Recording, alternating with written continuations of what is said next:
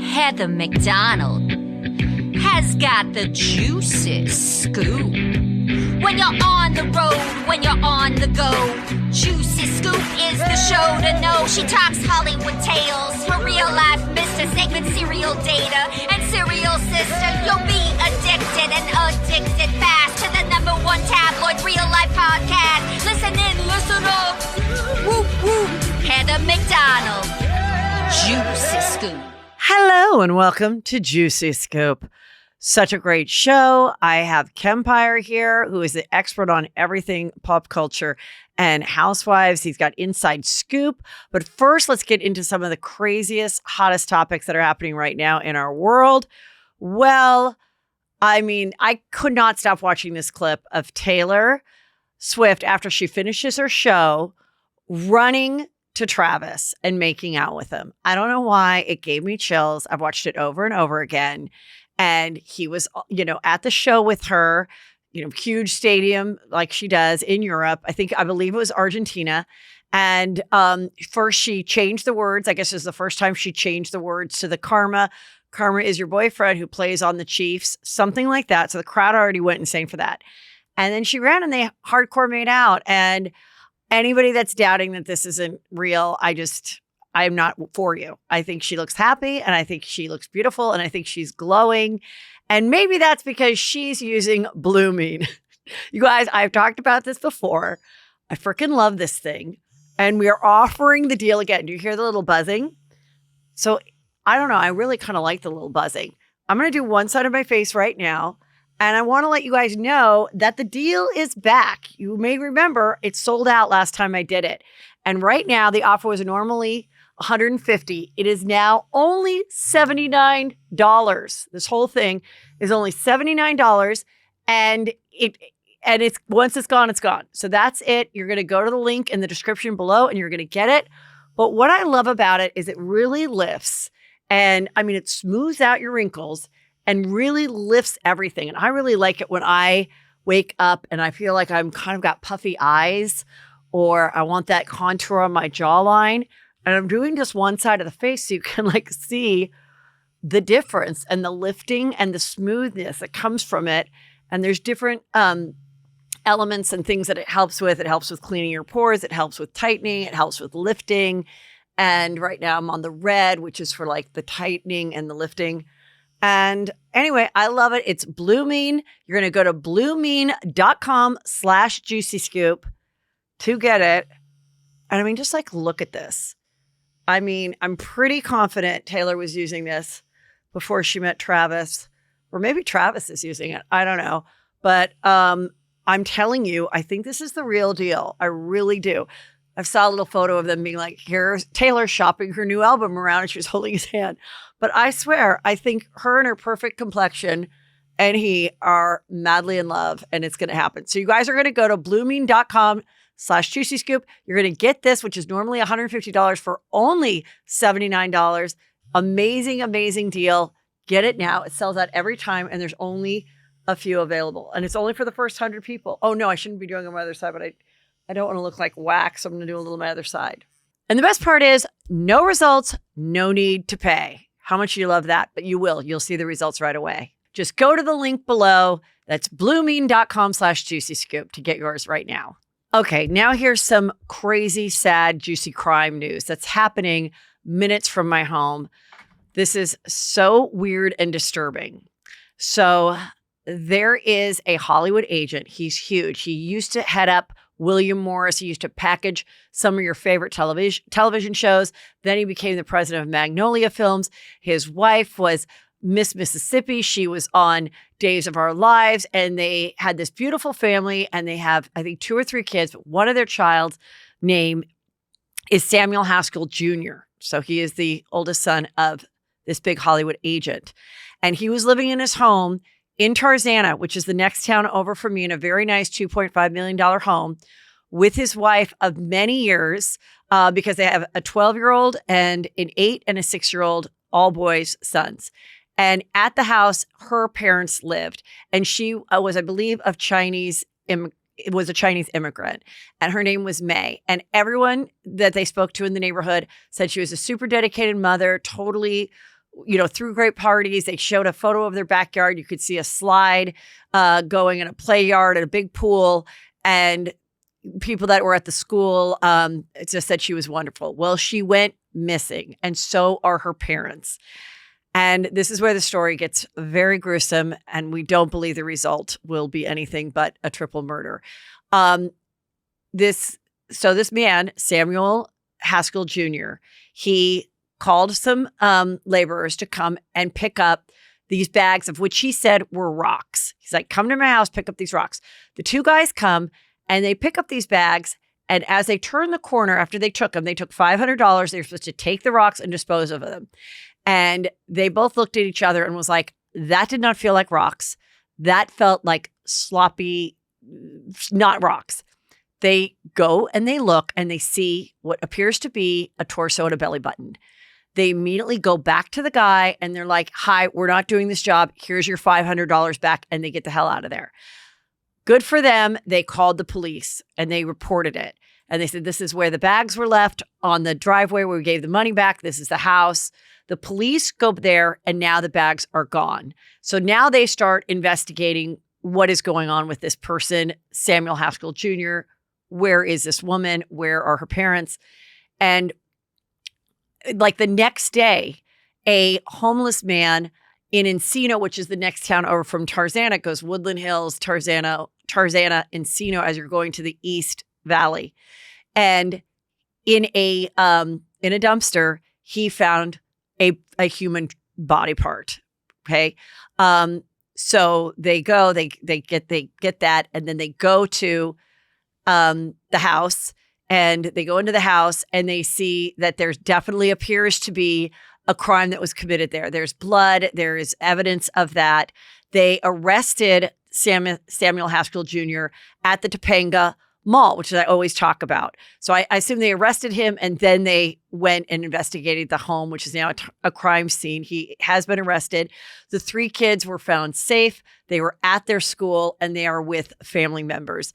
The two Hollywood parents, especially the dad being, he'd done all this stuff with Dolly Parton. I mean, he deemed himself the nicest guy in Hollywood. Not to say that he's not. This is his 35-year-old son. And she was 37, something like that. They were in their mid to late 30s and been together, obviously, a really long time. But they're not saying anything. So I was like up in the middle of the night being like, what? Where did this guy go to school? Which I don't know. I could not find that. What does he do? And I think it was Daily Mail, had collected some of his TikToks and social media. And it appears that he was real bitter. He was saying things like, the best thing about LinkedIn is that they streamline it so you get rejected even that much more. And, he clearly couldn't find jobs. He'd done some photography for like Tyga. He'd done a couple like weird small films. Definitely doesn't seem like it was popping. And then the compilation of his social media told me he didn't seem very funny. He didn't seem like a great writer. Just looking at this, it seems like he was probably a guy. He was good looking. And he had this nice family. He had all the opportunity in the world to make it in Hollywood, and he was not. And he was getting closer to middle age, and he obviously had some psychological problems, if in fact this crime is what it is, which I do believe it is. But to go to this lengths, and did the kids see it all, or did he do it while they were at school? Like, what was the time frame of this? All of that we don't know. The neighbor said that she was so sweet and she'd throw these great parties, but he always seemed weird and off. She didn't know what his deal was. Like, he'd come to the party, the family kid party, for like 20 minutes and then go in his room. They didn't know if he was sick. They didn't know what was up. But it's just like, I don't know. It's just very weird because it's like the child of a Hollywood bigwig that had, a beautiful family and everything going for him. What was this? He did have a slight criminal past prior to this. There was something with violence and he got probation. So that tells you that. He probably had a great lawyer, got him off, but it was probably always something going on with him. And I'm sure people are doing deep dives and we'll know more. Very, very sad and disturbing, but, a juicy crime. And here's a photo of him. They got their surveillance of him taking the stuff out of his own car. So I believe once the workers brought back the bags with the body parts, he then took the bags. And the fact that maybe they only found one, maybe the other body parts are other places, or maybe the parents with their car, which is also missing, is in a whole nother location. And this was just the wife. Very, very sad. But amazing that they got all this on surveillance. And they got the surveillance from a neighbor's house of seeing the day workers come and then return with the bag. So good for them. A little follow-up on some other cases that I've talked about. The blind side story of Toohey. We talked about this. This is the real story of the blind side with the Toohey family and Michael Oher and this lawsuit. And there was some, confusion about what we saw in the movie and what really happened and what Michael Oher is saying. So this is what his case against his adoptive parents is saying. They are saying that they paid him more than $138,000.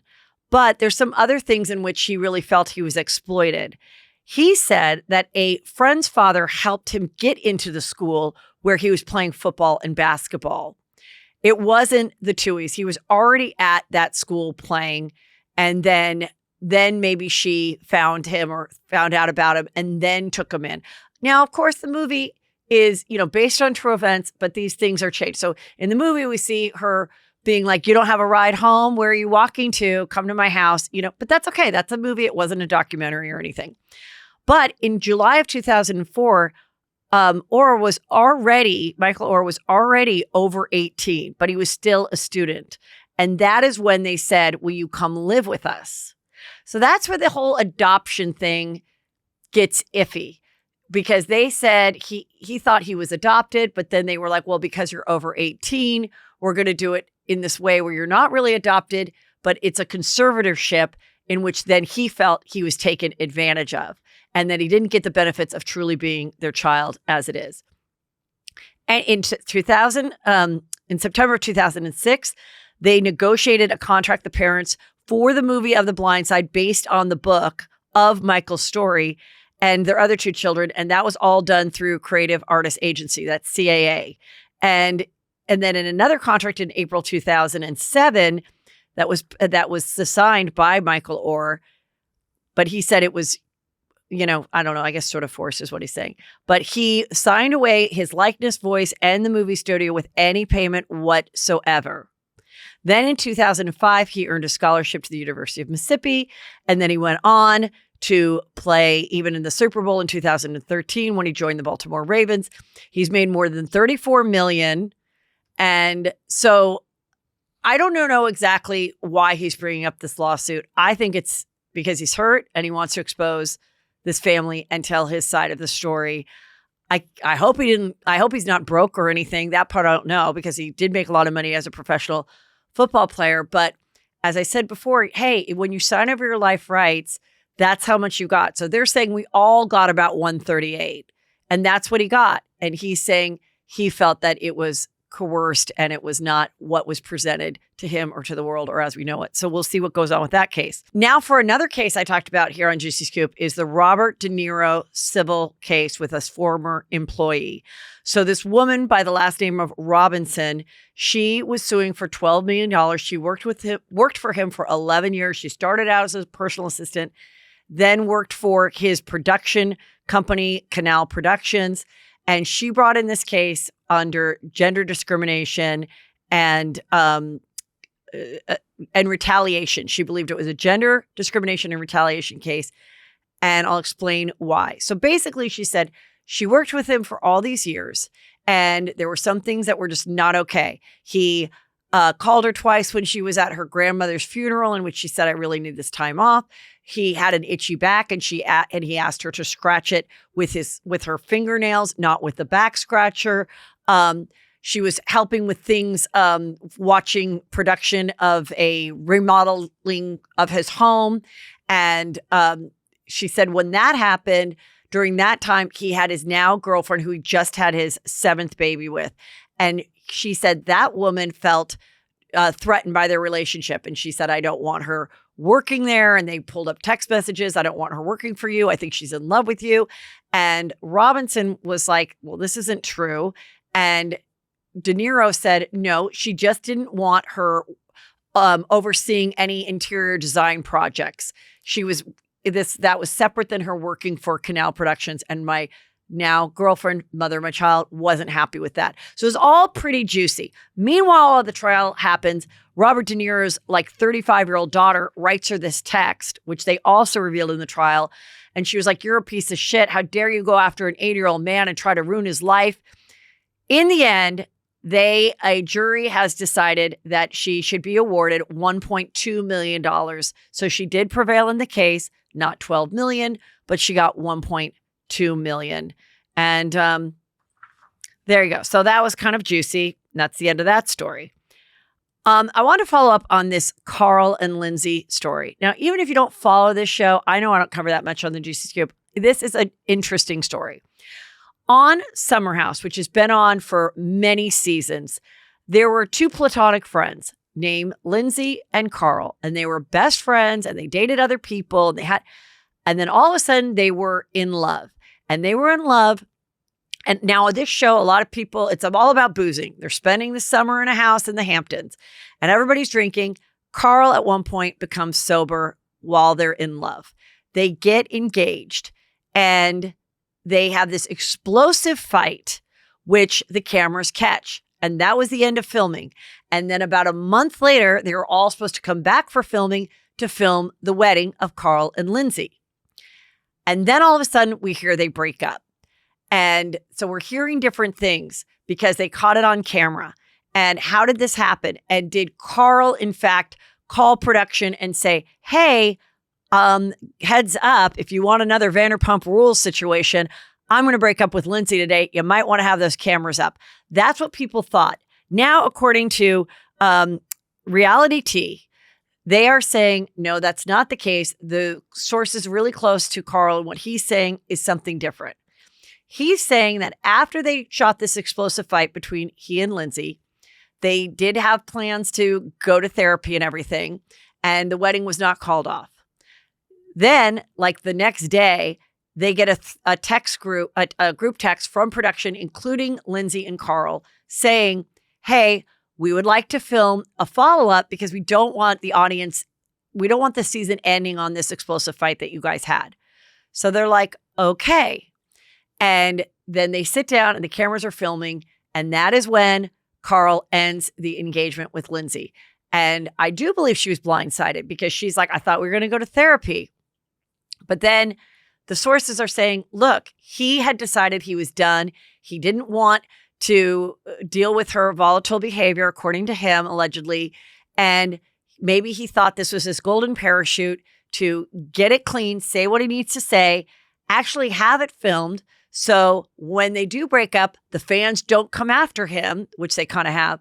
But maybe once they see it, they'll have more empathy for their situation because we actually get to see the breakup happening.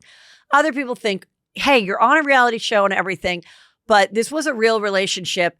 Why did you save it for the cameras? You could have, called the night before or whatever. I think he did it because in these cases, being that the audience is probably 85% women, and he no longer wanted to be engaged to this woman, and she is a PR person, he may have felt, you know what? I didn't ask for this, because he's like, I don't demand when production starts or doesn't start. I can't demand they film me. I never had a secret conversation with them. There's a group text proving it. And it just happened to be that this came, and I was like, you know what? This is my real life, and I don't want to do this wedding anymore, and I don't want to get married, and the cameras are here, so why the hell not have these witnesses? That I thought was pretty juicy. Meanwhile, Kim and Kroy of Real Housewives of Atlanta and Don't Be Tardy for the Party, we have been following them from when he was a ginger to when he dyed his hair and grew a beard to when she was curvy to when she got on Ozempic. Who the hell knows? But the biggest thing is that they have major financial troubles and they're going to get a divorce. And the cops have been called several times, and we've been able to watch the body cam situation of the cops, of where she's saying he's taking her bags. He's saying she's gambled our life savings away and we have nothing.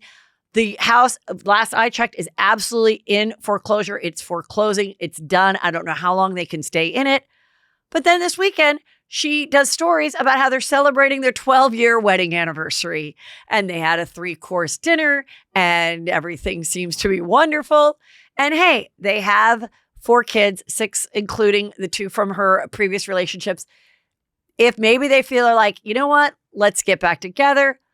Like I said, I talk about it with Kempire later in the episode, get those cameras up. That's when you do want to call production. If they're going to make up or not, let's see it. But hopefully they'll have a place to live, whether they're stay divorced or not. Real Housewives of Miami has begun, and it's Larsa is getting dragged because on camera, Gertie tells her, I have cancer, and she manages to make it about herself. And then Gertie clearly says, you're the only one I'm telling in the group. Now, granted, Gertie knows it's on camera because she knows it's going to be seen eventually. But right now, she's only telling Gertie. I mean, Gertie's only telling Larsa. The next scene is Larsa telling everybody, well, Gertie, came to tell me that I'm making everything about me. And then she tells me that she has cancer. How was I supposed to know that? So she is being dragged. We followed Gertie's journey since she's been diagnosed. She seems to be doing very, very well. She is bald. She got all the treatments. I think she's out of her treatment right now or in remission. I don't know, but she's a really strong woman. Everyone's cheering for her and everyone's hating Larsa. But then there was this article that came out from TMZ. After BravoCon, all the girls come and land in Miami. And Adriana and Alexia got in this horrific fight because Adriana apparently has revealed on air that she believes there's trouble in paradise with Alexia's third husband and Todd, and I believe his name's Todd, and they're having financial troubles. So they're screaming at each other. And then she's like, Julia, who is married to Martina Navratilova. I know I said your name wrong, but the tennis player. And she's like, Julia, how can you be friends with Alexia? She's only friends with you because you're the weakest one and she is awful.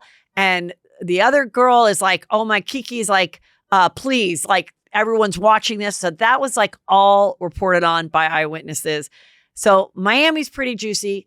Lisa, who's getting divorced from Lenny, we are corresponding. I really hope to get her on Juicy Scoop. She says she'd like to come on and explain what is going on with her ex-husband and everything that's going on with him and his mistress. It looks like there might be trouble with he and his mistress romantically. I mean, it is a mess, and Miami is really juicy. Potomac, 2 episodes in. Oh my God, is there a lot going on there? There's this, I'm just explaining it so you don't have to watch it. There's this one girl, Ashley Darby. She's divorcing her husband. That husband was accused of grabbing a cameraman's crotch. He was accused of having a romance with a man, and he was accused, and there was pretty great evidence that he went up to a hotel room with a woman that wasn't his wife. During that time, Candace, I guess, talked about it, and now he is suing Candace. So that's a big mess there. And then there's this girl, Mia, who is an admitted gold digger who married her old husband. And now he's lost everything he and his brothers are in a fight because they own all these chiropractic places called The Joint. And they've kicked him out, and they went from a 10,000 square foot home to a 1,500 square foot home. She's not happy. And we're going to see that divorce play out as well. But the biggest juice is, then there's Giselle, who had a pastor husband for years who's cheated on her a million times and people still go to his church. Don't understand that. She has 3 daughters. And now she's got this guy who's 16 years younger than her, who is also a Bravo celebrity. And he's on Winter House, which is the same as Summer House, except there's snow. And they're showing a filming them. And it is the fakest scene, in my opinion. I would bet money these two are not boning. They're claiming they are. They're saying they have a long distance relationship. He lives in New York. She lives in DC. They met when he came to her live show of her podcast. And I mean, the acting of like the flirting of like, she's like leaning over and she's like, don't look at my butt. And he's like, oh girl, you sexy thing. And he's like, I'm going to make some food. She's like, ooh, you like to cook for me? Yeah, well, I like him younger. I mean, it is, I do not believe this relationship at all, but I have been wrong before.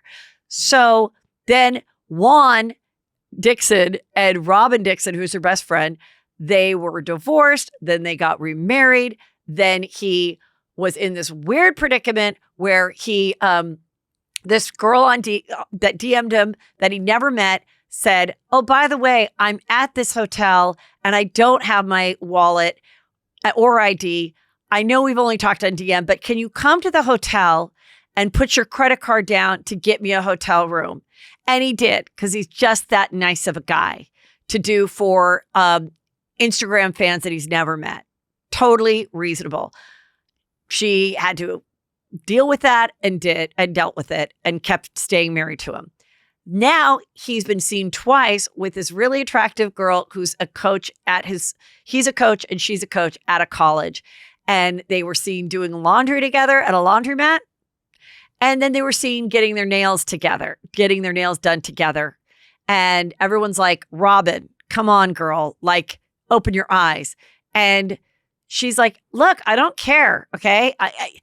These stories are so bad that if he was going to lie to me, he would have come up with a better lie. I mean, he's just a nice guy who wanted to help out somebody with their laundry, with their nails, and with their hotel room. I don't know why everybody's being weird about it. And now the audience watching it is like, you know what? The two of you can go fuck yourself. Like, you're just fucking weird.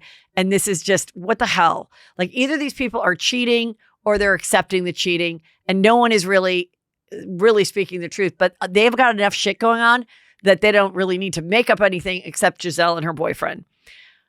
Real House of Salt Lake City we get into with Kempire, but people are accusing Monica of stealing the $60,000 ring of that Lisa Barlow lost in a bathroom in the Palm Springs airport. They said she seemed to have come into some money right after that. And she's like, I'll see you at the reunion. Also, Mary, Mary, her son, he posted all over his Instagram him with a ton of pot, with guns, and with some other like hardcore cough syrup that gets you high with his wife. Now, listen, he's over 18. He's married. It's her son. But still, again, she was a pastor. She ran a church and she's very judgmental. And this is her son, and not smart to post this on social media, but it's happening. All right, you guys, now I want to share a great interview. I was so excited to have Kempire in person, and we're going to get into more Juicy Scoop history and Housewives history and all of it right now. And for any of the merch that you're seeing me wear that you love, please go to heathermcdonald.net. I've got sweats, I've got hats, I've got slides, I've got t-shirts. You choose it in your size. You have so many choices and everybody's loving it. It's all at heathermcdonald.net. And that's also where you go and sign up for Patreon. Just dropped a Juicy Crimes as well. So there's the latest one on that with a great episode about the documentary Taking Care of Maya, which there was a result in that crime. So it's all there. Get as much content and your merch as possible at heathermcdonald.net. All right, let's go with Kempire. It's Kempire. Okay. A lot of Juicy Scoopers have suggested you. I had already been following you and we'd already reached out. And lucky for me, you live in New York, but you came here after BravoCon. Welcome to Juicy Scoop, Kempire. But your real name is just Kemp. Just Kemp. Okay. A lot of people don't realize that. Your Instagram is the Kempire. Yes. I love that. All right, let's get into your Bravo experience. What you loved, what you hated. Since you were in New York, were you bummed that it was in Vegas and you just expense-wise and it not being in your backyard or what? A little bit because, going to Vegas it's a flight, it's a ticket, it's this, it's that. Right. However, it was also a better venue this year. I love the Jacob Javits Center, but it's old. It's nice to get out of town. Yeah. But it was a great venue, but Vegas was horrendous. Getting around Vegas was horrendous. Like, get me out of here. With the F1 stuff and the Sphere. Yeah. It was busy, but for me, I thought, and I said this, I think it's definitely should be there next year. Yeah. I think it's more options for people as far as like staying different places and expenses and, all that kind of stuff. So I think it's good. I'll probably be able to plan it better next year based on what I've experienced this past time. I know. And, if people could get together, like maybe they do like an Airbnb or so. I don't know. I mean, there's things that you could do. And Phil, I was saying that to Jax. I was like, what they should do is they should put like one of the if someone is smart, this is what I would do. If one of the new shows that isn't totally popping, I would be like, we're going to film BravoCon. Like whatever. Let's say, I I don't know if Savannah's still coming back, but like one of those shows that kind of like wasn't totally happening, but if they come back and film them at BravoCon, put them in a house close to the strip, see them talk about it, everything, and film it. Yeah. I think that would be really juicy. Sort of like Vegas House. Yes, but yeah, I think that would be really fun. Okay, so tell me something juicy happened to you.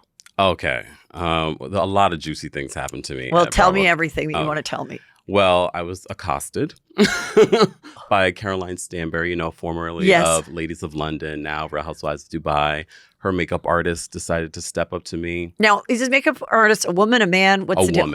A woman. I won't say her name because she probably wants that attention. Okay.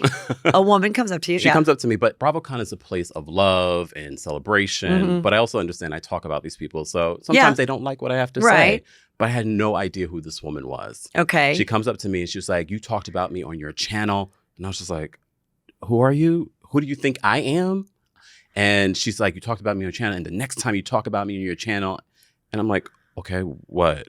What are you going to do? What would you have said about a makeup artist? I don't know. I don't think I did say anything. So I'm thinking to myself, like, maybe Caroline has sent her to do this because I've never really talked about Caroline. And she always looks pretty. Yeah. So I'm like, maybe reviewing the reunion looks, maybe I said, oh, I didn't like the makeup. Yeah. But that's probably the most that I said. Right. So she had a lot to say. She was very aggressive, very like physically coming towards me. And I'm like, what is happening here? Where were you in the VIP thing? I was actually in the Bravopalooza area. Okay. So a lot of the bazaar, a lot of people were there. I was actually there with someone else, another content creator. So they witnessed this entire interaction. And she literally went up to her and was like, oh, do you want to take a picture? Because she's thinking, oh, it's someone that's a fan or something like that. Right. So we had that interaction, left it at that. I did a quick TikTok talking about it. And then on the last day in the VIP lounge, this woman tries to come up to me again. And I just like, I'm not doing this with you. Then at the Real Housewives of Dubai panel, she comes up to me again. And says what? She was saying a lot of different things. But one of the things she's like, oh, I should go up to the mic and say something about you. I'm like, what are you going to say? And I'm honestly thinking that I'm confused because I'm thinking, I think you're mixing me up with someone else. Or maybe not, because I'm hearing that she was doing a lot of things during BravoCon weekend. To other people and stuff? To other people, maybe drinking too much, allegedly. I don't know. But I did hear Bravo executives are fully aware of what happened. And she wasn't allowed, because they went back to New York to film, confessionals and things like that for Dubai. So she was not allowed. It definitely seems like there's something going on with her. Yeah. But I will say, and I've said this before, I do think so many times, people will write me or whatever, and they'll be like, this person said this about you. Mm-hmm. And I like it when someone's like around the 14th minute or whatever. Yeah. And if I care, and oftentimes I don't, I will go listen and I'll be like, now that wasn't so bad. Yeah. That's not an issue, and I'm like, but like they want to, so I'm like, who knows if someone sent stuff to her that actually hates you and is saying that you said all these awful things about her to get her unhinged to go to you. I mean, who the hell knows? And my thing, she wasn't even able to give me like, oh, I know you're Kempire. I know you said this about the fashion looks a month or something. Ago, yeah. She wasn't able to give me any of that. So I was just sort of like, I don't understand your issue right now. Oh my God, that's so funny but also that she just kept coming around. 3 times. 3 times. And BravoCon is not that. And look, I get it. I talk about celebrities, not just the Housewives. If any of these celebrities were to come up to me, I get it. Right. You don't like what I had to say. But this random person that I have no idea who you are, I'm just like, ma'am, I think you really have the wrong person. Well, what about we're talking about Dubai, and I said, when is that show coming back? And you've heard a few things. Yeah. What? So originally what I heard was that it was coming back in January at BravoCon, because when I go to BravoCon, it's not about really for me taking pictures with anyone or doing that. It's really about what can I find out. Yeah. So I did hear that maybe January, February, but then I'm also hearing maybe later. So I don't know if that's a good thing. I watched it. I honestly don't remember anybody, but the Caroline Stanbury getting married. It's like a blur. Like it just, I feel like as long as a year ago. And I also just feel like nothing really happened in it. Yeah. Like a lot of people felt like that. It was just getting in beautiful outfits and going to lunch. Well, and they're just like, maybe because the way the city is. Yeah. being another country. I don't know. Like, I Yeah. just feel like it was like not a cohesive thing and like never caught on. A lot of people have said that. And based on what I've heard, especially because of the way the UAE is, a lot of the drama that we see or we could have seen in it goes through a filter before it comes to us because the government is looking at it. So a lot of the Housewives fun that we're used to in the United States, they can't do there. 'Cause Right. They'll get in real trouble. But I'm hearing good things about season 2. I'm hearing good things. Yeah. We shall see, though, on the edit. Yeah, we'll see. Okay, now you said there was some juice that happened with Atlanta. I did not get to any of their panels. Because I was only there Sunday. Oh, you I didn't only- miss anything at the panel. Okay, so what happened? No one missed anything at the panels, but go on. Yeah. But especially the Real Housewives of Atlanta panel. Last year, it was This year, it was ugh. It was not good. You can tell there's been rumors. LoveBScott.com had the exclusive that there's going to be a reboot happening. Oh, with a group of like younger people? Yes. And ever since then, people have said, oh, I don't think a reboot's going to happen. A reboot's not going to happen. Andy recently said in an interview during BravoCon that he can see some tweaks happening. But the original story said that it might be a complete reboot or it might be a couple of housewives might come back. And he's praised, Andy has praised, Sheree. He loves Sheree and things like that. I wouldn't be shocked if she was to come back. Word on the street is that Kandi and Kenya are too expensive to bring back. So That's juicy. yeah. And Drew Sidora did not come. I heard she was a no-show. I don't know if I believe that, but Well, we talked about Jenna Lyons not coming.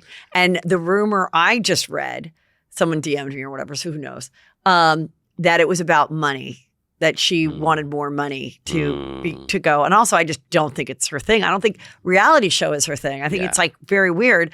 But of course, she's like, I'm not going to that. It sounds like a... She said she had an event.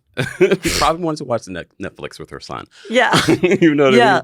But I don't blame her. She's socially awkward. She's admitted that. No, yeah, I think that would be, but wow, that would be, I do like Sheree on the show. Yeah.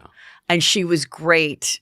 That was the only fun shade moment was when the girl from Dubai, Lisa Milan. where she goes, this is Alexander McQueen. And she goes, you mean that or Alexander McSheen? That was so good. Yeah. I mean, it's making the rounds. That was that I said on Tuesday, that was the juiciest, funniest. That was the funniest like snark moment. I don't really think there was any other snark moments. And it was good because it was funny. Yeah. It was a funny snark. It was clever. Yeah. And it was off the cuff. I mean, other than that, I don't know that there were that many like gotcha moments. A lot of people are saying that this BravoCon weekend, usually something comes out, big Yes. news or something like that. We didn't get a lot of that. But like I said, watching the Real Housewives of Atlanta panel, and I couldn't wait to see it because to me, it would confirm whether or not we were going to get some sort of reboot of some kind. And I think when people hear reboot, they think, oh, you're getting rid of the entire cast. I don't know if it'll be the entire cast, but why did I hear, this is something that I mentioned recently, that one of the newbies that they're thinking of putting on Real Housewives of Atlanta's reboot was at BravoCon. What do you mean? Just walking around or? Well, I think they brought her there. Oh. Which I thought was strange. Did you see this person? I didn't see this person, but I did get a description, and it would surprise people. Is it someone already famous? Not that I know of. But young and pretty or? I didn't get that level of description. Then why would it surprise people if we don't know who this person is? Because this person doesn't necessarily look like the cast. Oh, okay. Yeah. Interesting. Yeah, very different. They're very different.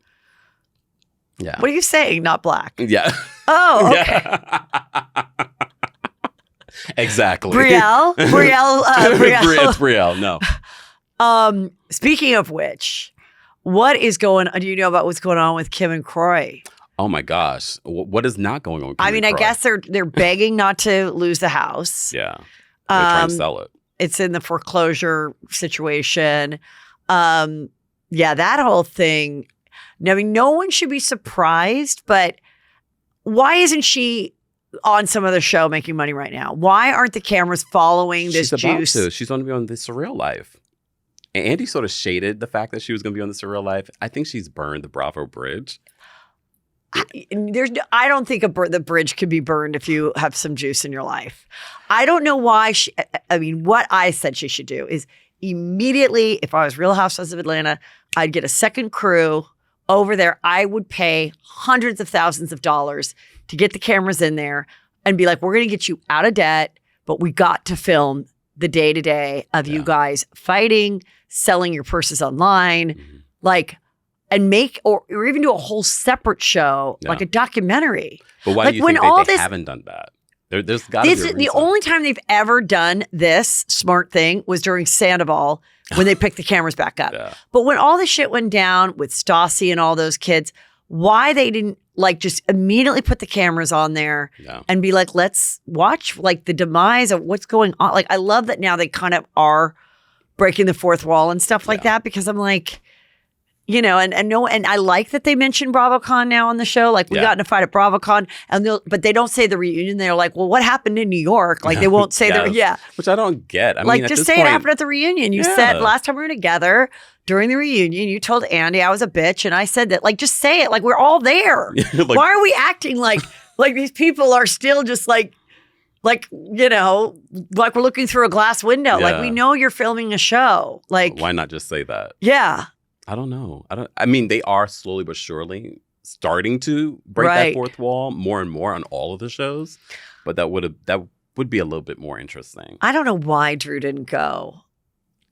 I've heard mixed she things. Needs to go. What have you heard? One, that she was a no-show because they thought she was going to come and she just didn't get on the plane. Yeah, because I don't recall. I was trying to remember to look at the list for who was coming, because we already knew before BravoCon that Jenna Lyons was not going to come. I don't recall us not knowing that Drew was not supposed to be there. Everyone else was there in your show. And you know, I found out from a housewife that, because I'm like, how does it work? Do you have to go all 3 days? Do you get paid extra if you do like go in a tent and take pictures? Like, how does it work? And you just get one payment no matter how many days you stay, which is not a lot. I heard $5K, nothing. And I'm sorry. No, I mean, it's so, but it's part of the thing, and it's you intense. can gain fans, whatever. I get it. You want to be a good employee. Yeah. And so you're really only, you know, and then I also heard that, like, you know, because Ramona didn't come, there were other things that the girls were all supposed to do together, like sponsorship stuff, that those jobs got taken from them. Oh. Because of the Ramona thing.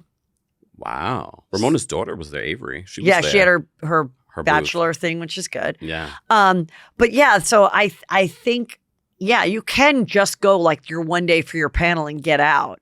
So to not go at all just says like something's going on. Yeah. And you could tell because I know Kenya did an interview and she said she doesn't know what's going on. She doesn't even know if the show is coming back. The show is coming back. She doesn't know if she's coming back. Right. So there's no contract. Normally by this time they would have already started filming. If I was Kenya, I would be terrified. Yeah. If I wasn't going to come back, because she is fabulous and all this stuff, but there really is not a lot of life after Housewives. I mean, there isn't. Yeah. And unless you have something else going, which was so smart of like Portia to be on Dish Nation and things like that. Yeah. Because, One thing I and Drew acting, I think it was, I watched that movie. Oh, how was it? I started, but I didn't finish. The Pass. You know, it wasn't bad. Okay. I thought it was brilliant that Peacock bought it. Yes. No, it was kind of bad. It was low budge. It was, you could tell it was low budge, like the set and stuff. Yeah. And then there was like a twist at the end. Okay. And but the sex scenes were good, and she was extremely convincing in them. Okay. You know, so Candy may have been right or whatever. The gay scenes, and it was just like, it wasn't. I mean, I was, you know, there was some stuff. It was kind of slow and cheap, but they did it like in 8 days in their home. Yeah. So like they made. It was a good like financial move. Yeah. And I think it was good what they're doing to be like little Tyler Perry's, you know? Oh, yeah. Because there is movies and things that you do use your house and they know how to do it. And like, so it's like Candy, if they didn't want Candy back, I mean, she's so set with a million things to do. Yeah. But Kenya, we can't forget about Kenya and Kenya Moore hair care. Does it do well? Apparently, it's in multiple stores. I was like, and she announced some more stores that were coming at well, then BravoCon. then that is great. Then she shouldn't be scared. No. But she is beautiful. But the intoxication of being on a reality show and being famous, especially a Bravo reality show. I know, it's hard I think it's great. They have other things, but they want to be on TV. Yes, they definitely do. It's hard to give that up. Yeah. Okay, let's talk about Beverly Hills. I mean, what are your thoughts? You go first. I've talked lots about it. What do you think is going to happen with Kyle, Dorit? I don't believe the Kyle and Mauricio storyline this season. I've said this countless times. I don't believe it. I believe they've had marriage troubles, period. Okay. They've already had marriage troubles. I feel like it's convenient timing that we're playing it out as this storyline. And I'm so And that Buying Beverly Hills is coming back and it was kind of a dud. It was kind of a dud, right? Yes. I mean, I had Brandon, a realtor, on the show. He's a delight. But I mean, and I watched it because I love real estate shows. I used to be a realtor. Oh, wow. But I felt it wasn't juicy. No. And I was like, why can't, I guess I understood Kyle couldn't be on it because of Bravo. Yeah. And Bravo's like, fuck you. You do this show and you put it on Netflix. I mean, that's what I'm assuming, but like with, so then I'm like, so then he'll have drama on his show. Yeah. Because he can talk about his wife and having trouble. And then she's got the drama on her show. Yeah. And I think it's real and they're making lemonade out of it. That's what I think. I think it's real and they're like, well, you know what? Our life is to show our life. So let's show it. In the meantime, let me promote my friend's music. And he does Dance with the Stars. Do you believe the relationship? I believe that they are in a sexual relationship. Yes, I do. My God, really? I really do. Yes, I do. I don't believe any of it. Okay. I totally do. But I agree with you. I do believe on some level they are making lemonade out of already marriage that has countless rumors of Mauricio cheating. Yeah. I just think it's convenient timing. Right. And then and then with but I do also think I know people go 27 years, it's crazy. It happens. Like it doesn't matter. You have your midlife crisis at different times in your life. It's not just 40, you know? Yeah. And she definitely is making massive changes. Stopped drinking, got thin, never's been cuter. Yeah. Like that last work on her face she looks great. I'm just saying. No, she does. You look back to, she's never been cuter. She looks 35. And if she's exploring this and being with a younger person. You're really no, I'm just saying being with a younger person that's why men get with younger women. It makes you feel young. It makes you feel hip. It makes you, because all of a sudden you get to a place and sometimes, the youngest child is like a sophomore in high school, whatever. Mm-hmm. And, and she was, so it's like, oh my God, what am I going to do? Like if I'm not needed as a mom anymore and all of this. And then you kind of like this new thing of getting tattoos and going on the road and having music and yeah. So you think that Kyle is going through her own midlife crisis? Yes, right now? I think she is. And I think that involves hanging out with a younger person. If that includes scissoring or not, I don't know. But I think it's like a little midlife crisis. It's midlife crisis / awakening. Like I think she's just kind of like, and that happens when people give up alcohol. Like everything just becomes kind of clear. And I think she's just like, no, I'm not really into this, And then, but I just saw another photo of him and the dance girl hanging out, which I predicted a long time ago, which I know is not, a genius prediction because people get together with their dance partners. But I could tell from the moment they were doing their little, TikToks together of vote for us. And I was like, oh my God. And so, I think he's like, well, I'm going to go for it too. Well, over BravoCon weekend, she mentioned the D word, divorce. Do you think that they will go as far as divorcing, even though there's they don't have no prenup, as there shouldn't be. They've been married 27 years ago. Their first year of marriage, they lived in an apartment. Yeah. Like I had her on my show early on in my Juicy Scoop days, and she was such a wonderful guest and really told me her life story.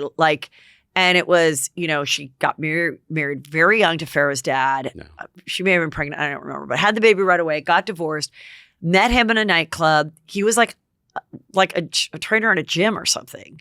And she was just like, even though the mom pushed the girls marrying rich, Kim married rich guy. she was just like, I'm marrying this guy for love. Like, and so they're in this apartment, and probably Kathy Hilton was like, my God, you guys need to get your real estate license. So she encourages them both to get the real estate license. And he starts working for Kathy Hilton's husband. And then he did well enough that they were doing fine, right? They're doing fine. They were not rich the first season. No.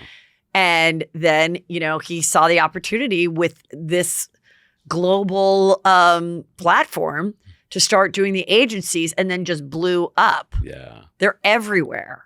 So do you think that they will stay in a marriage just because? I mean, I wonder if they're like one of the high, I don't know if he franchises them out or if he owns every single one. But what were you going to say? What was your question? Sorry. Do you think that they'll stay in this marriage because of the monetary issue of that? Because there is no prenup and there are. I think they're in no rush to get divorced. They're still living together. She said that she gave him the master and she took another room, and they're just busy and they're doing other things. So I don't think they hate each other. Yeah. I don't think they hate each other, and I don't think they totally care that that each other is getting love from somewhere else. Well, she made it seem like she was on Watch What Happens Live. She made it seem like she was unhappy with the fact that he was photographed holding hands. That's true. I don't know. She's confusing. But I wouldn't be surprised if they never do get divorced. And I do think a lot of people that have said this before that are wealthy and stuff, they do have sabbaticals from their marriages, and they don't necessarily get divorced, and they do have arrangements, and because of money and because they're just like, look, we're not looking to marry somebody else, but I just need a break from you, and we're rich enough to Jada. live in two houses or live in different rooms or whatever, and sometimes they do make their way back. Jada Pinkett Smith. What do you think of that marriage? I'm so glad that the promo run for that book is done. It was exhausting. It was so funny when people were like, take me off the group chat, Jada. Yeah. That was the funniest thing. But when I still am hopeful that he will wake up and divorce her. Oh, damn. Heather. Are you kidding me? You think they're a good couple? You think he's good? She's good for him? They should not be together. I think Jada has been unfairly criticized. Okay. I do feel like Jada has been unfairly criticized. Do I want to hear everything about their marriage and all of the promo run for her book? No. And I also think she went too far talking about Tupac's alopecia. It was too much. That's where she crossed the line for me. But people saying Tupac faked his own death to get away from her. Oh, damn. I mean, there were so many funny things out there. Yes. But here's the thing. I think Will is not completely innocent. I think a lot of people have protected Will because of the image Will has had over a period of time.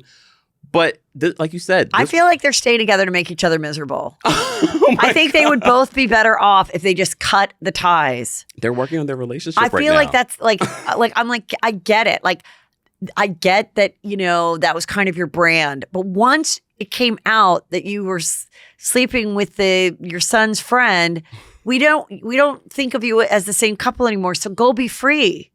Because they're like, oh, till death to us part, and we're going to stay miserable and all this. I'm like, why? But maybe it's the same as Kyle and Mauricio, the money. Remember, they had money coming together, but they've amassed a large and maybe they fortune. don't want to see either. Maybe they're like, go screw who you want. I just don't want you to ever walk down the aisle with someone else. And so you're right. But I still think they would be happier and healthier if they did. Maybe. A lot of people if they would. really had Kyle and Mauricio, too. Yeah. Well, okay. Talking about this show, let's go. Okay. You were talking about Garcelle in one of your clips. Yes. Well, tell me about that. First of all, Garcelle, I know some people do not like Garcelle on this show, but for me, who doesn't like Garcelle? Oh, there are people. I feel like everybody likes Garcelle. Okay. I see a lot. Okay. But Garcelle for me is the MVP since she's joined this show. She brought a lot. Especially this season, especially with Kyle. Yeah. She always, tells Kyle, no, you're incorrect. A lot of people wouldn't do that. A lot of people would just sort of like let Kyle be the queen of Beverly Hills. But Garcelle's like, no, I'm not going to allow you to do that. But I love the fact that this season that she's talking about the struggles that she has as a parent, because I think a lot of people, especially a lot of women that watch these shows, can relate to what she's going through about being a working mom. I appreciate I thought that was great. The scenes with the sons. But the last episode of this where Garcelle and Dorit get into it, and I have loved Dorit this season. Dorit of yesteryear is back. However, I disagree with her when she says, Garcelle, you should move on. Because Garcelle says she can't trust talking about her children with this group because of past history last season. And Dorit's like, but it was a year ago. How would you feel, Dorit, someone that's suffering from PTSD, allegedly, if someone said, well, that happened a year ago, Dorit, move on. Good point. You know what I mean? So I felt like she was very insensitive, particularly her, of all people, to say, but it's been a year ago. And now Garcelle doesn't feel safe talking about it. She wanted to be able to let the group know, I'm still a little uncomfortable talking about my children. Let's talk about the fact of all that stuff that went down. Yeah. And they all thought it was Diana who hired bots who then remind us of what happened. Okay. The boy had a Twitter account. Jax had no, I think it was his Instagram. Okay, he had an Instagram and it was DMs or it was comments? It was comments, and they were making a lot of racist comments to him. As someone that has recently gotten a lot of hate, I really don't think, in my opinion, I do not think my enemies are hiring bots. Yeah. I think there's just people that are obsessed with my life and they want to upset me. Yeah. And every time I block them, they find another, they do another thing, and they have 0 people, and they come at me and they say the gross things. And so every morning I go to the newest comments and I delete, block, delete, block, delete, block. Okay. And God bless you. It's a lot. So, and they say awful things about my kids too. And their looks. And I just got one the other day. Why does your son come home every weekend if, he must not have no friends at ASU? Because he helped me at BravoCon. He went from ASU to help me at whatever they can come up. Son. Whatever. Yeah. And he was great. I mean, and he's great. And wow. Yeah. But I agree with you. And this happens with Real Housewives in Jersey. I don't think it's necessarily, they were accusing Louis of it. I don't think so either. I believe it's fans or people fans that who are evil, love you. And then they also try to they act like they're a fan of your enemy because they really hate that person. They hate that person. So then, oh my God, the Diana stans are the worst. Yeah. Well, they're not her fan. You know what I mean? Like, because I've seen it happen to myself. Yeah. But I think when you see it with your kid, that's awful and it's terrible. But I also think then, then the kid has to decide, like, do I want a private account? No. Should I have a private account? Do I maybe not want to be on the show at all? No. And I think they have to decide together because she's kind of in that pickle now because they had that scene, which I thought was great. Yeah. The boys agreed to be on the scene. They agreed to be in the car and everything, even after this. But she also is being honest of like the fact that I'm having them on camera and stuff is opening them up to scrutiny. Awful people. But listen, it exists. It exists. You make yourself, and your kids are going to be attacked. And that's why some people don't put their kids on. I think it's a combination of what happened on social media, but also what the ladies did. We can't forget what Erica did to Jax during the season, last season, where she attacked him when she was inebriated. And what did she say again? He came over to get the flowers. Yeah, I forgot what she exactly said, but she cursed at him. She's like, what are you doing over here? Or something like that. Get the fuck out of here. Yeah. And then Kyle, Mauricio, PK, and Dorit laughed about it later. So I understand why Garcelle feels uncomfortable talking about her children because she feels as if, is it genuine coming from them? So she's still a little uncomfortable with all of it. But Dorit's like, it's been a year. Move on. Yeah, that's not okay. I love Garcelle. Garcelle and I have worked together. And when our boys were younger, we would always get the same red carpet, like kid movies. We were invited to like every kid movie. Oh, wow. Yeah. And it would be so much fun to do with our kids. Yeah. Because it'd be like popcorn and be like a whole fun thing. And it was like, it was great. But, and so we would, talk about having boys and stuff. And so I think I love that. Yeah. I love that where they're just like, it is shocking sometimes when you hear from your kids, a perspective. Like I've said this story before, but my son said one time we were talking and he was like, I had done like a small pilot for like my own TV show. And I really needed it to go because Juicy Scoop was not popping at that time. I was not making money. And because it was so long ago. And he just revealed to me that he was like, I hated doing that so much, Mom. I thought if that gets picked up, I am just not going to participate. Wow. And I'm like, do you imagine if it got picked up and then all of a sudden I didn't have like the snarky son? And then I realized like, I'm so glad it didn't get picked up because then you didn't want to do it. Yeah. There are kids that want to do it. Yeah. Tamara just said, I guess, on BravoCon that her daughter, who is my son's age too, so she must be turning 18, is going to be featured next season. And she never was able to because the ex-husband never wanted the kids, which honestly, I think in the end, Tamara didn't lose anything by not having her. No. It'll be better in the end. And now it's the girl's choice to come on and that'll be fun. And I mean, they do lose something because they don't get to be working while their kids are around them. So that's nice. That's the problem sometimes when the exes, but at the same time, but then Tamara said, was like all upset because the same night that she announced on BravoCon, the daughter texted her and was already getting hate. Oh, damn. Already getting hate. And it didn't even air. Didn't even air. It was from people there. Wow. Finding her. And so I think Tamara was like, oh, because I remember years ago when we were close, she was like, my daughter, really wants to do it. She's like a little ham. And she couldn't, and the dad said no. So I'm like, well, this is why. Yeah, I feel like there has to be maybe some type of like therapist or something that kind of comes in. Or Isn't like there a like therapist that's named Barry? Now there's a new therapist, but a therapist with the social media and maybe shows you how to do everything, shows you how to block people, shows you how to this. Yeah. Maybe they check their social media because it's like, of course, every kid has one. Yeah. And the whole point of her going on the show is she's a pretty girl. Why can't she be Kylie Jenner one day? I get it. Yeah. Your mom has this platform. Why not go for it? But at the same time, part of it is going to be these gross people writing really mean things to you. And that you're just going to have to accept it. Unfortunately. Yeah. It's part of the game. And just keep telling yourself they're trolls. They're not, it means nothing. Don't engage. Don't write them back. Yeah. But I could see why it's hard for the parents. Okay. So they went, so what else happened?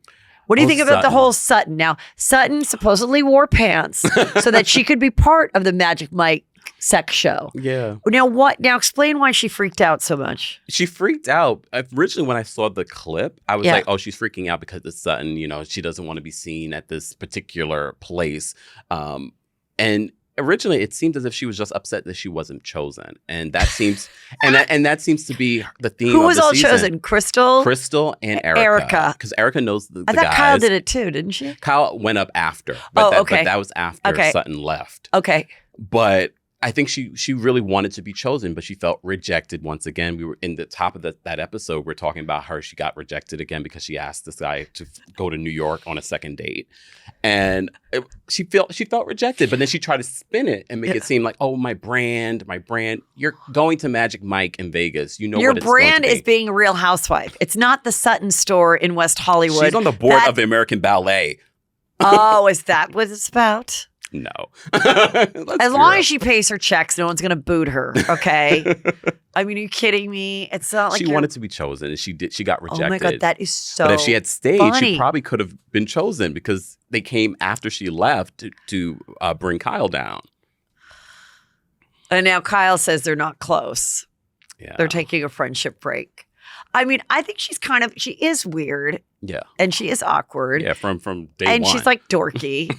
But I like her. She's fun. But like I can see how the friendships really haven't grown because I don't know that she, besides the Jennifer Tilly, I don't know if she has any other real friends. And that Jennifer Tilly, I'm sorry. I think they like each other, but I also think she liked going to the Dolce & Gabbana fashion show. She likes being her plus one. Just because Jennifer Tilly is an Oscar winner or whatever doesn't mean that she has money and doesn't mean that she has these connections. A really rich woman that wasn't on TV before like Sutton is the one that's getting the invites, not, Sutton's making bank off of that spousal support. Did you see that? Oh, well, yeah. Whew. What was it? $300K tax-free per month. And then she got in cash like $1.2 million. She's got companies and teams, and I'm like, she's doing well for herself. She's really wealthy, and she's on a popular show. She's making money.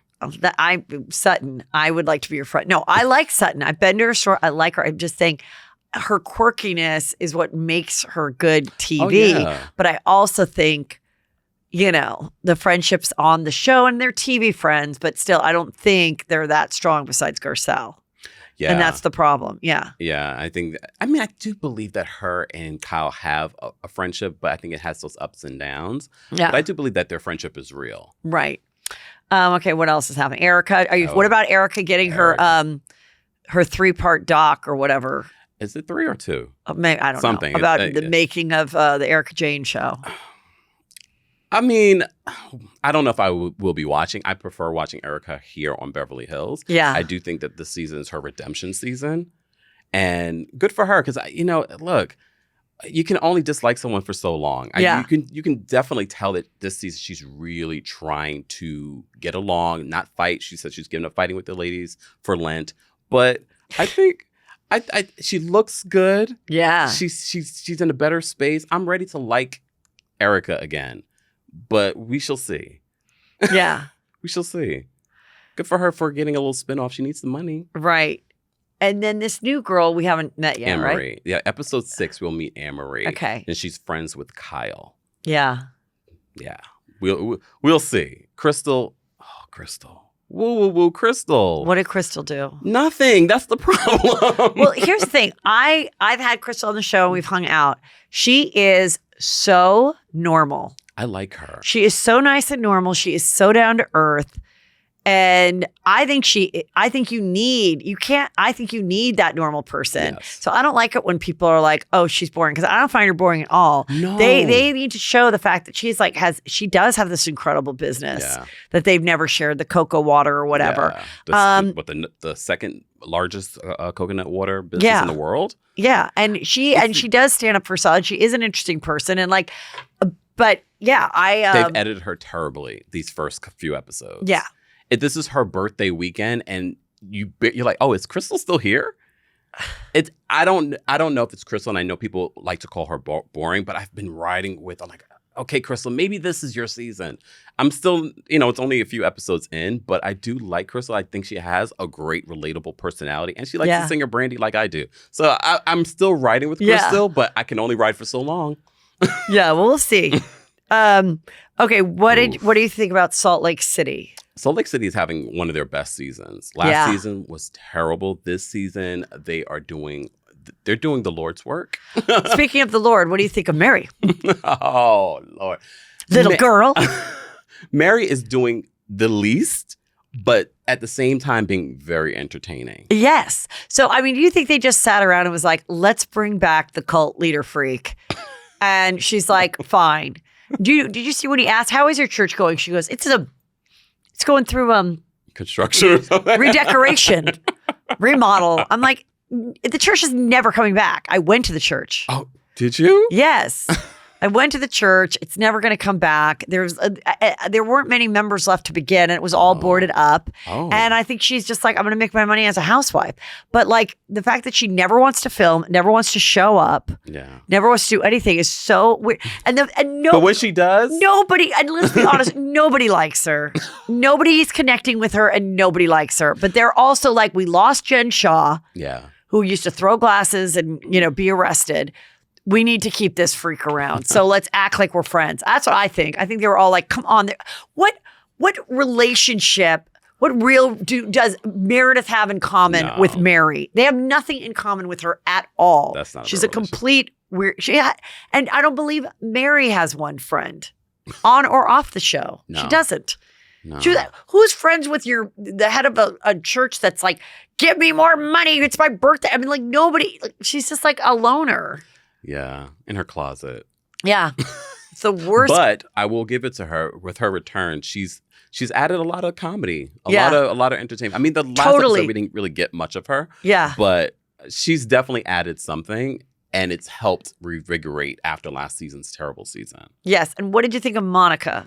Monica is the MVP this season because she's getting into everything. She's fighting with everyone.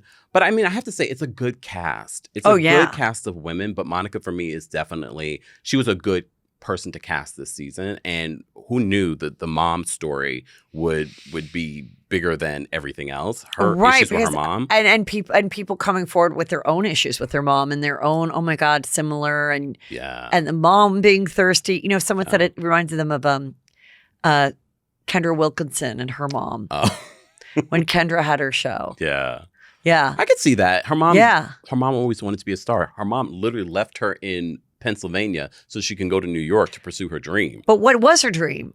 No idea. I'm guessing we don't know what the job is. I need to know what the job was. Yeah. Because I'm like, she makes it sound like I went there because I was, you know, going to be the corporate manager or whatever. And then I realized it was too expensive. So I'm like, no, I think she was trying to be an actress or something. Probably. Because then if someone transferred you to New York, they would have set you up with a place in which you would have had your daughter go to school there. Yeah. And maybe she didn't want her daughter with her. I definitely think that she wanted some sort of fame. And that's why she's leaning into this opportunity and making her own statements and things like that. There's a rumor that they might bring her to the reunion. The mother? Yeah. I mean, the mother obviously wants it. The mother, you know, probably watches the shows and is, you know, acting crazy and crying and like kind of definitely performing. There's a lawsuit that just came out. Yeah. So she, Monica, quite a few years ago, went and got a bunch of injectables way before the show at the beauty lab. Yep. And it was approximately like $4,700 worth of stuff, I think. And she put some money down and then she was supposed to pay $200 a month or something.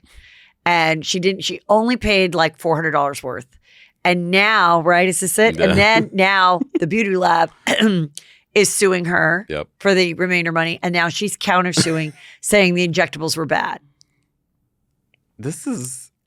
This explains why during BravoCon weekend you really didn't see Monica with the other ladies from Salt Lake City. It's a very I came to say divided. Everyone against Monica.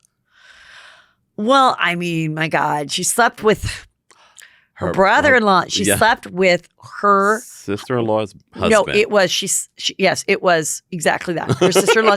So her husband's sister had a husband, and they screwed. Bad. So, I mean, not only did you destroy your marriage, but you destroyed probably the relationship between the brother and sister. Yeah. And he participated too. Obviously, the guy who slept with her screwed up his marriage, even though they're still together. Oh. But then you go public by being on this show, and now people know, I'm sure people in the town know, oh my God, I never knew they slept together. So. And we haven't really even delved into the details of, okay, you did that. So what happened? You know, she said that they got divorced, but the couple stayed together. And she's broke, and then also the mom took the car back, and the mom, she pays for the car, but the car is in her mom's name because her mom has probably better remember credit. When Vicky presented. Wait a second. Now I'm realizing why she has bad credit. It's probably because of the beauty lab bill. That's not enough to give you bad credit. It's not helping. But why she couldn't put it all at once, $4,000? Yeah. Why did she have to do a special payment plan? Yeah. That means she really doesn't have any money. Yeah. Because otherwise, but you know what? I will give this to Monica. She's very open about totally. Like, you know. And I don't think there's anything wrong with the fact that she's like struggling being open with. I think that's interesting. I don't think that every girl has to be rich. I don't think we're ever going to get a cast where everyone is wealthy. This group right here, nobody is wealthy. Damn. Not even Angie K? Angie K might be the wealthiest, and maybe Lisa Barlow. But I mean, Whitney, you know, is fine, but not rich. Meredith, like, you know, rents a house every year. Yeah. And I don't think she's wealthy. No. I think they do fine, but they're not. And I think a lot of them wear the fake stuff. Heather is probably the wealthiest because she's making the most out of this. She's building these multiple beauty labs. I went to them. I went to one when I was there, and it's great. Okay. It's kind of like a dry bar, like where you get your hair blown out, but like for facials. Okay. So you can pop in and get like a mini facial, and you can lay next to your friend and talk and get it done. You can get your Botox. I think it's a genius situation. Yeah. And I mean, she's going to come out the most on top, Heather, I think, financially, because like she's treating it like Lisa Vanderpump. And she has a book She already out. had the business, and now she's building on the business through the show. And that's how you make like Who do you Housewives think is going to successful. win the lawsuit, though? Well, I think Heather will win. They'll probably just settle. Yeah, probably. But it's always bad when the Housewives are suing each other. Do you think that's the call that Heather gets? In the preview for the season, Heather gets this Maybe it is. call, and she's like very dramatic, and she's kicking the cameraman out. Oh, maybe. Oh. I was hoping it was something juicier Me than too, but now I'm starting to Botox. think. Oh, is it the lawsuit? Monica's suing her? I mean, first of all, she has this business, and she probably has so many people that do the payment plan and don't pay and all that kind of stuff. God. And, so they probably know how to go about it. Yeah. And then she probably was maybe not going to go forward. This is what I think happened. I think, a lot of this is hard to pursue. She's probably like a credit person. Then she finds out she's on the show, and she's probably like, fuck it, or doesn't even know about it. Then when she starts being a bitch to her, which we'll see eventually, then she's probably like, that bitch still owes us money. And was like, fuck that. And then filed the lawsuit. That's what I think. And I kind of liked seeing them get along and have a friendship. Yeah. You know what I mean? Because I feel like Heather is that type of personality. She's sort of like very down to earth, very cool. So I can see her and Monica getting along. So when I saw this lawsuit, I was like, oh, damn. There goes that particular alliance. That's not going to happen. Because I still believe the cousins are fighting. I don't think they even like each other anymore. I really feel like nobody likes each other. I don't feel there's anybody that has a true friendship with anybody in this cast. Nope. Which is the downfall of a lot of reality Yeah. shows. So they better figure that out. Yeah, and where it's like, Meredith is, I don't know if she might get along with Lisa Barlow, but how can you ever get past when you know that someone said that shit about you? One of the You're never going to trust them. You can maybe play along, but you're never going to trust them again. Yeah, and that's the thing. We always talk about how marriages are ruined by reality television. Yeah. We don't talk about the friendships that are ruined by reality television. Right. Because there are some real friendships that were on the show, and then everyone wants fame. Everyone's fighting to be the Andy's favorite, and then they always say to you, if you're a housewife, all right, don't you have a good friend that we could meet and we could bring on? Yeah. And I remember years ago, Tamara was like, I said to Tamara, I go, do you have people like at the school and stuff that like you think want to be your friend so they can get on the show? And she's like, yeah, I kind of discovered that early on. And the friends that I do have, I don't want them to be cast members because chances are we won't remain friends. Yeah. Like smart enough to see it, but I think when people do bring their friend on, they think like remember Angie, not this Angie, the other Angie. Yes. I had her on my show and she was great. And she was like, when I got on, Lisa Barlow was like, oh, you're going to you're going to come to my house and you're going to help me pack for this trip and this and that. And she was like, wait, I'm not doing this to be like someone's friend. Yeah. And then they kind of had a conflict because someone's like, I brought you on the show. You better have my back. Yeah. You're going to be my Ethel and I'm and it's like, oh my God. And then the girls are like, no. And then, or they start feeling themselves and then they turn on. With Lisa and Angie K now. With who? With Lisa and Angie K. I think she expects Angie K to have that blind loyalty. Right. And you can see it. And Angie's just like, and I'm like, Angie, no, find your own voice. We like you better when you're not sucking up to someone. What about her husband supposedly sucking up to someone? Well, look, to each their own. I mean, he's denied it. He's more concerned that his child might see the fact that he cheated as opposed to just being a part of the LGBTQIA community. But I don't know, like that part of the story for the season wasn't like a big interest to me. I was disgusted back in Dallas. Remember Leanne? Yeah. When she was high on anesthesia because she's about to get her tits redone or something. And then she was like, I know he goes to the roundup. I know the boys who sucked him off. I know the boys who did it. And that was like the first time, like, I don't know. Then people said it about, Eddie Judge. It's always, I think it is such a gross, dumb rumor. Yeah. And I even feel like when it was thrown around about Jackie's husband on New Jersey. Oh, okay, yeah. I feel like that was a little bit trying to say he was with guys too. Because it was like, it happens at the gym. We could only wish. You seen that? I know, he's very cute. We could only wish. But I mean, I think that is it is a gross thing to say, and especially when there's no evidence. Yeah, exactly. It's just a rumor. The only time I thought there was kind of evidence was with Ashley Darby's husband.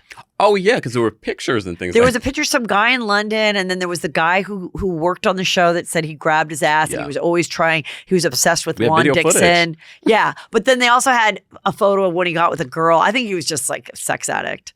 But obviously he went both ways. And then she came forward and said, no, I was bisexual with him. Yeah. And I didn't want to do threesomes anymore.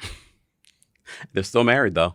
God, now I'm just thinking how many times like there's been that's always a storyline. That's a storyline a lot. And I think people are sort of like, every time they hear the word storyline, but no, these housewives are really trying to figure out what they're going to show for the season. What's going to be, is this going to be their season? They're always really trying to perform so that they can have some sort of level of success for the season. Remember how like it was so organic back in the early OC days with Lori Peterson living in that tiny condo and then like her son being all fucked up. And I'm going all the way back to the Real World. Yes, I loved the Real World. Before any of these other shows, those were the times when reality TV really was real. Yeah. But I don't know. You get hints of it on certain shows, but I don't know. It's becoming a little. I think the audience as well. It's just sort of like, oh, it's a storyline. This is not real. This is fake. Yeah. You know what I mean? They're a little desensitized to it. Right. What do you think about the reality reckoning? Oh, gosh. So Andy talked about the Vanity Fair article, and I know he told, I think it was Entertainment Tonight, that it was factually inaccurate. And then a lot of people were like, well, okay, besides the Bethany and the Leah stuff, what about the Ramona stuff? Yeah. You guys literally have kicked her out of BravoCon because of some of the things that she said. Look, I think what Bethany is fighting for, I think people are so focused on the messenger than the message. And I think it's important for us to discuss that in the workplace, just because they've signed up to do a reality show doesn't mean that they don't deserve respect, that they don't deserve possibly residuals. Oh, yeah, You know what I mean? So I'm here for it. I'm here for it. It doesn't mean that we can't have entertaining reality TV. This just means that as production, as producers, as casting, you have to step your game up in regards to what you're going to present. People have gotten very lazy in regards to their reality TV. They want to hire people that already have fan bases. We saw this in the music industry. Right. Everyone, we went from developing artists and things like that to, now we just need someone that's already has a fan base. We're doing that with reality TV. Well, that's the same thing when people would audition. Mm-hmm. They'd be like, there's literally on the sign-up sheets now, it says, and what's your Instagram and followers counts to see if you're going to get this commercial. Yeah. And I get it because then you're going to post about it and whatever. And same with modeling, especially modeling. But like, I just saw a clip of, I guess, Denise Richards was on. And she says to Bethany, she goes, I'm confused by that article. And she's like, why are you confused? She goes, well, wasn't it stuff we all already knew? And it really was. It was all like scoop from 2021. I was like, there wasn't one thing that I was like. Oh, there was. What? There was. Tell me what the one thing. Okay. Oh, no, there were a couple of things. There were a couple of things. Leah, how much she got paid. We didn't know about that. How much did she get paid? Like $3,000 per episode or something. But the most important thing. I think we always knew they didn't make a lot the first year. Well, yeah. I always heard like 60,000 your first season. But they never want to confirm or deny how much they get paid. But the most important detail was, first of all, why was Ramona even responding to press? But she did. Yeah. Thankfully for us and our entertainment. But we didn't know that her using the N-word in front of a producer was substantiated via a phone call with Ebony K. Williams. And I believe the diversity officer was also on the phone. They substantiated that, she used the N-word. However, she wasn't using it at the producer. So that was one thing that we did not know, that it was substantiated. And that was part of the reason why RHONY, the reunion was delayed. Right. They were saying it was scheduling, but there was an investigation. We don't want to, And they also didn't want Ramona to answer for it. It was very convenient timing for everything. And now even with everything that's happening now, Andy answered during BravoCon, well, what about Ramona? Like, you're going to have Ramona. He's like, well, it was already filmed. But you already knew that it was substantiated that she used the N-word before you brought her back for RHONY Legacy. So that this is where it wasn't factually inaccurate. But I agree, the Vanity Fair, and I think Leah said that there was a lot of PR on NBC Universal side that prevented them from including everything in the article. But I did find it interesting. This particular article, there really wasn't a lot that was new. But the Ebony K. Williams portion, there was some stuff in there that I was like, oh, didn't know that particular part was substantiated. And Right. But yeah. Well, someone who of some Bravo executive confirmed, and the TikTok account Celeb Fail had the facts that she did pitch a show just 3 months prior to the reality reckoning. 3 shows. Yeah. One was going to be basically sounds like a Watch What Happens Live based on her podcast, like a RHOBH thing where she's like, well, we already have a show like that. The other one was going to be she was going to run a camp for reality show kids of Real Housewives. Okay. So the kids would all get exploited. Yeah. And while they, learn how to work a kayak or something and fight with each other. I don't know. And then the third one was going to be like the Real Housewives of Connecticut, which I'd heard about that one. Yes. She said, I do and they passed on all of them. Well, and then she said, and then Bethany goes, the fact that I pitched these shows and they didn't go is not a big gotcha moment. Well, I kind of think it is. Well, she says that she's the one that decided to walk away from it. That's her story. Okay. Well, the president or whatever of Bravo says, no, we were always had an open door to Bethany. And these were the last 3 projects she pitched and they were not right for us. And then this happened. So. Well, I mean, look, is it self-motivating? It could be self-motivating, but at the same time, what she's talking about within the whole situation can be true. Both can be true. Totally. And as I said before, I think a lot of people are just so thrown off by the messenger. But I have to say, since she started saying things, people that have been saying things like Nene Leakes are finally being heard. Okay, but do you think the fact that it was so unsnarky and so kind of boring on the panels, I do think that was slightly a residual effect of the reality reckoning. Oh. I do think people were on better behavior and not giving. Not one of the things that she said that I thought was good is that making our eyes open to why does Andy ask a housewife what housewife do you think should be fired? What housewife, is overrated? And then these people say it, and then they get hate from the fans. They get the bots. They get this. Then the person themselves hate them. Yeah. And then they're scared to see them. They have anxiety about seeing them at BravoCon. And so by answering this snarky question, because you're put on the spot and you want to perform as Erica says, then it haunts them forever. Andy throws away the cards, goes home to his kids, and comes back the next day to, and that is what we like. That's what we find funny. That's what gets the sound bites. That's what makes people famous. At the same time, that I thought that was a really good point to make people realize. Now, it's not Andy necessarily. He has producers and he asks the questions. But when I went to that shade room thing, the amount of times he asked the questions and they were just not playing. Yeah. They were not hitting them as Bethany would say, he threw the ball, they didn't catch it. They let it fall into the end zone and they walked away and got a snack. They didn't grab it. They didn't throw it. No, they were not playing.